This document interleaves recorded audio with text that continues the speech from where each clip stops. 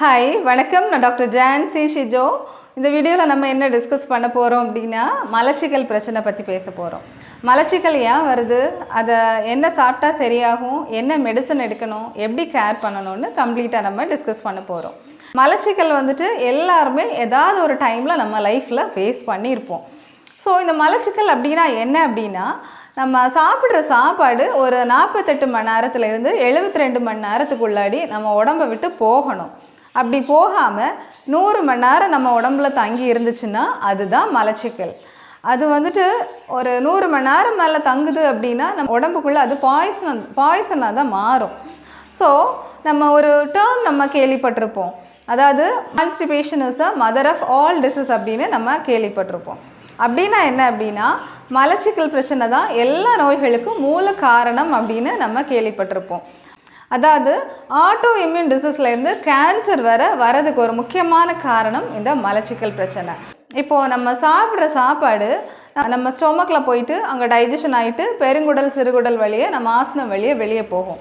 இப்போது இந்த பெருங்குடல் சிறுகுடலில் என்ன நடக்கும் அப்படின்னா, அப்படி ஒரு பாம்பு எப்படி அசைஞ்சு போகுதோ அதே மாதிரி அசைவுகள் வந்துட்டு பெருங்குடல் சிறுகுடலில் நடக்கும். நம்ம பெரிஸ்டாலிட்டிக் மூமெண்ட் அப்படின்னு சொல்லுவோம். அப்படி தான் நம்ம குடலை விட்டு நம்ம ஆசன வாயு வெளியே போகிறது. ஒரு எக்ஸாம்பிள் சொல்கிறேன்.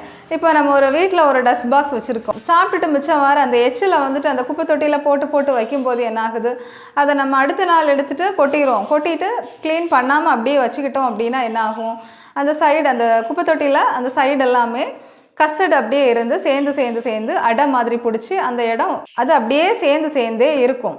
ஸோ அதை க்ளீன் பண்ணணும், ப்ராப்பராக ஒவ்வொரு நாளும் க்ளீன் பண்ணணும். அதே மாதிரி தான் நம்ம குடலையும் டெய்லி க்ளீன் பண்ணணும். டெய்லி நம்ம மோஷன் ப்ராப்பராக போகணும். இப்போ போகாமல் இருக்கும்போது இப்போ சிலருக்கு வந்துட்டு 2 நாள் ஒருக்கா போவாங்க, 3 நாள் ஒருக்கா போவாங்க, 4 நாள், இப்படி 5 நாள் ஒருக்கா போகிறது வரை இருக்காங்க. ஸோ இப்படி இருக்கும்போது என்ன ஆகுது, குடலை சுற்றி சேர்ந்து அந்த கசடு இருந்துட்டு அது நம்ம உடம்பை அஃபெக்ட் பண்ணும். அதனால தான் நம்ம மாதத்தில் ஒரு நாள் நம்ம குடலை வந்துட்டு டிடாக்சிஃபை பண்ணணும் அப்படின்னு சொல்கிறது.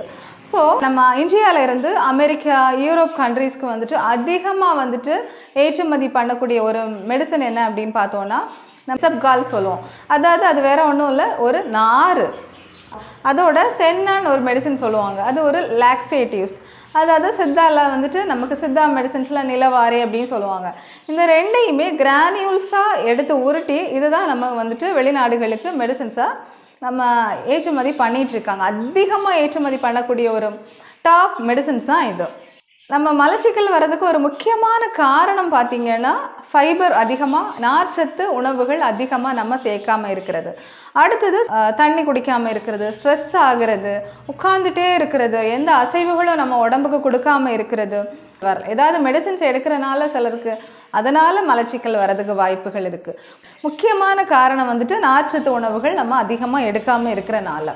நிறைய பேர் பிரியாணி, ஃபாஸ்ட் ஃபுட்டு, பரோட்டா அப்படின்னு நம்ம சாப்பிட்டுட்டு இருக்கிறது ஒரு வழக்கமாயிருச்சு. ஸோ இப்போ இருக்க காலகட்டத்தில் நம்ம அதிகமாக எடுக்கிறது ஃபாஸ்ட் ஃபுட்டு, பிரியாணி, பரோட்டா அப்படி எடுக்கிற காலகட்டத்தில் நம்ம காய்கறிகள், பழங்கள் எடுக்காமல் இருக்கிற பட்சத்தில் வந்துட்டு நமக்கு போதுமான ஃபைபர் கிடைக்காது உடம்புக்கு.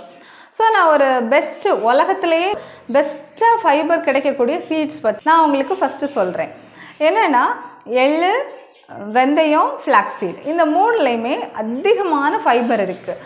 இதோட தோல், அந்த சீடோட தோல் பார்த்தீங்கன்னா அவுட்டர் லேயர் வந்துட்டு அதிகமான ஃபைபர் இருக்குது. இதை நம்ம எப்படி எடுத்துக்கலாம் அப்படின்னா, எள் 100 கிராம், வெந்தயம் 100 கிராம், ஃப்ளாக்ஸீட் 100 கிராம், இந்த 3யுமே எடுத்து வச்சுட்டு லைட்டாக வறுத்து பவுடர் பண்ணி வச்சிட்டிங்க அப்படின்னா டெய்லி ஒரு 3 டீஸ்பூன் 4 டீஸ்பூன் நம்ம எடுத்துக்கிட்டோன்னா நம்ம ஒரு நாள் தேவைக்கான ஃபைபர் வந்துட்டு நம்ம இந்த சீட்ஸ்லேயே கிடச்சிரும்.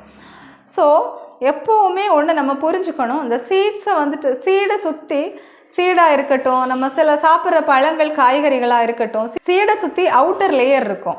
நம்ம சாலிபிள் ஃபைபர், இன்சாலிபிள் ஃபைபர் அப்படின்னு சொல்லுவோம். இன்சாலிபிள் ஃபைபர்னால் என்னென்னா, நம்ம வந்துட்டு ஒரு ஊமி, இப்போது கோதுமைக்கு வெளியே இருக்கிற தவிடு சொல்கிறோம் இல்லையா, அந்த தவிடு தான் நம்ம இன்சாலிபிள் ஃபைபர்னு சொல்லுவோம். அதெல்லாம் எப்படின்னா ஒரு பிளாஸ்டிக் மாதிரி, நம்ம சாப்பிட்டா அப்படியே வெளியே வந்துடும், உள்ள டைஜஷன் ஆகாது. இந்த சாலிபிள் ஃபைபர் தான் இந்த ஜெல்லு மாதிரி எல்லாம் இருக்குல்ல, இப்போது ட்ராகன் ஃப்ரூட்டு, பேஷன் ஃப்ரூட்டு, அதே மாதிரி இந்த லேடிஸ் ஃபிங்கர், இந்த வெண்டைக்காய், இந்த மாதிரி காய்கறிகள், பழங்கள் எல்லாம் எதுல எல்லாம் இந்த ஜெல்லு மாதிரி வளவளப்பாக இருக்கோ அதெல்லாமே சாலிபிள் ஃபைபர். இந்த சாலிபிள் ஃபைபர் வந்துட்டு நம்ம அதிகமாக எடுத்துக்கணும். நம்ம சாப்பிட்ற சாப்பாடு இறப்பையில் போயிட்டு டைஜஷன் ஆகி அங்கேருந்து பெருங்குடல் சிறுகுடல் போயிட்டு அங்கே வந்துட்டு இந்த சாலிபிள் ஃபைபர் வந்துட்டு ஷார்ட் செயின் ஃபேட்டி ஆசிடாக கன்வெர்ட் ஆகும். ப்ராப்பராக ப்ராசஸ் பண்ணுறதுக்கு நம்ம குட் பாக்டீரியாவும் தேவைப்படுது.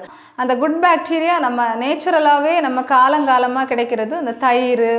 அதே மாதிரி முன்னாடியெல்லாம் என்ன பண்ணுவாங்க, ரொம்ப பாரம்பரியமாக நம்ம இன்னைக்கு சாப்பிட்ட சாப்பாடு மிச்சம் வந்துருச்சு அப்படின்னா தண்ணியை விட்டு வச்சுட்டு அடுத்த நாள் காலையில் எடுக்கிறது வழக்கமாக வச்சுருந்தாங்க. இப்போது நிறைய மாறிடுச்சு. இன்னும் நிறைய பேர் எடுக்கிறவங்க இருந்துட்டு தான் இருக்காங்க. அது எடுக்கிறது ரொம்ப பெஸ்ட்டு. சாதம் இன்றைக்குள்ள சாதம் தண்ணி விட்டு வச்சிட்டோன்னா அந்த 12 ஹவர்ஸில் அடுத்த நாள் வந்துட்டு நமக்கு வந்துட்டு அது ஃபெர்மெண்ட் ஆயிரும். அதில் வந்துட்டு நிறைய குட் பாக்டீரியா நமக்கு அதில் டெவலப் ஆயிரும். ஸோ குட் பாக்டீரியா எப்போவுமே தயிர், யோகட், அதே மாதிரி இந்த பழைய சாதம், கஞ்சி எடுக்கிறது ரொம்ப பெஸ்ட்டு.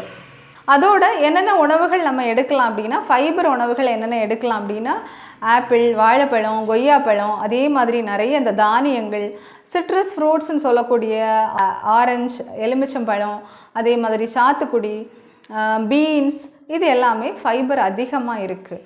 ஸோ ஃபைபர் அதிகமான உணவுகளை நம்ம எடுத்துக்கணும். ரெண்டாவது, ரெகுலராக ஒழுங்காக சாப்பிட்றேன் ஆனாலும் எனக்கு மலச்சிக்கல் பிரச்சனை இருந்துக்கிட்டே இருக்குது அப்படின்னு சொல்கிறவங்களுக்கு ஏதாவது ஒரு மருந்து சொல்லுங்கள் டாக்டர் அப்படின்னு சொல்கிறவங்களுக்கு நம்ம சித்தாவில் வந்துட்டு திரிபாலா, நிலவாரை அப்படின்னு மெடிசின்ஸ் இருக்குது. நேச்சுரலாக இருக்குது. இதை நம்ம டெய்லி எடுத்துக்கலாம். எந்த சைடு எஃபெக்ட்டும் கிடையாது. நீங்கள் டாக்டரை பார்த்துட்டு ஒவ்வொரு உடம்புக்கு ஏற்ற மாதிரி எது பெஸ்ட்டு அப்படின்னு சொல்லிட்டு தருவாங்க. இல்லை அப்படின்னா நீங்கள் கடுக்காய் பவுடர் எடுத்துக்கலாம். அது ரொம்ப பெஸ்ட்டு. ஸோ நம்ம உணவுகள் சரி பண்ணணும். நான் சொன்ன இந்த நேச்சுரல் மெடிசன்ஸ் எடுத்துக்கலாம். மூணாவது, தண்ணி நிறைய குடிக்கணும். உடம்புல நீர்ச்சத்து குறைஞ்சாலுமே உள்ள ப்ராசஸ் நடக்கிறதுக்கு தண்ணி இல்லைன்னா ஆட்டோமேட்டிக்காக கொலாப்ஸ் ஆயிரும். நம்ம சாப்பிட்ட சாப்பாடெல்லாம் கொலாப்ஸ் ஆயிரும். அடுத்தது, ரெஸ்ட்டு நல்லா எடுக்கணும். நம்ம தூக்கம் இல்லை அப்படின்னா மலச்சிக்கல் பிரச்சனை வரலாம். ஸ்ட்ரெஸ்ஸாக இருந்துச்சுன்னா மலச்சிக்கல் பிரச்சனை வரலாம். ஏதாவது வேறு நோய்களுக்கு நம்ம மெடிசன்ஸ் எடுத்துக்கிட்டு இருந்தோம்னா சில மெடிசன்ஸோட தாக்கம் வந்துட்டு மலச்சிக்கலை உருவாக்கலாம். அப்படி இருந்துச்சு அப்படின்னா நீங்கள் உங்கள் டாக்டரை கன்சல்ட் பண்ணிவிட்டு அது என்ன, அதை எப்படி சரி பண்ணலான்னு நீங்கள் ஆலோசனை பெறுறது ரொம்ப பெஸ்ட்டு. இந்த வீடியோ யூஸ்ஃபுல்லாக இருக்கும் அப்படின்னு நம்புகிறேன். ஸோ வீடியோ ஷேர் பண்ணுங்கள், சப்ஸ்கிரைப் பண்ணுங்கள், ஹைப் பண்ணுங்கள். ரொம்ப நன்றி.